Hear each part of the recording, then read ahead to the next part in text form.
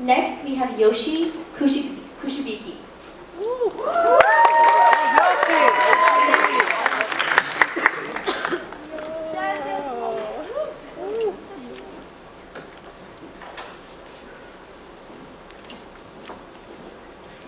I'm Japanese American, born not knowing my father, and a mother who was left with nothing but her name.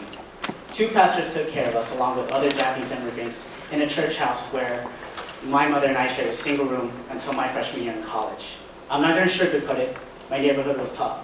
I had gangs that chased me, bullied for being Asian, drugs and cops being the constant norm in my neighborhood.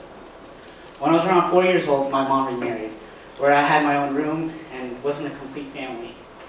But that joy turned to fear when you get to see your own mother bleeding, screaming, bruised from the beatings that she received, and half naked in front of a place you called home. I remember after calling the cops, moving back with my pastors, we were sitting in the back of a car. I asked my mom if there was something to eat.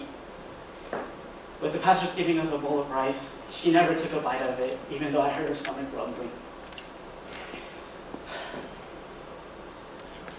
So, my mom started working so much, I barely got to see her.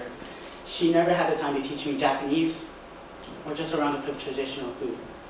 I knew then that I wasn't privileged enough to learn about my heritage. So while most second-generation immigrant children are ashamed of their culture because they want to fit in, I didn't have that luxury. We needed to assimilate as fast as possible to survive. I wasn't privileged to be ashamed of my culture. At a young age, it was always my mom and I against the world. But as a teenager, I started falling into depression because I was always alone and had no one around to talk to. But in high school, I started meeting my best friend, Johnny, who introduced me to breakdancing. That gave me an outlet out of my depression, giving me motivation, excitement, and confidence. Through breakdancing, I learned about hip-hop, a culture that came from the ghetto and was always about helping others. Though it has African and Hispanic roots, it embraces all other cultures. That's the mentality I came to college with.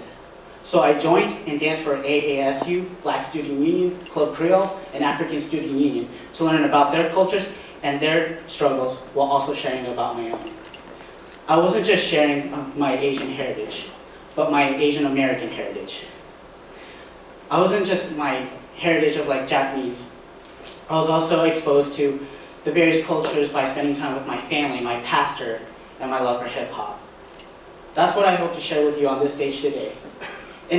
How can we as a community teach others about our struggles if we never bother to learn about theirs? As my Asian American identity, I learned about the world through hip hop, share my struggles with you, and hopefully learn about yours. Thank you.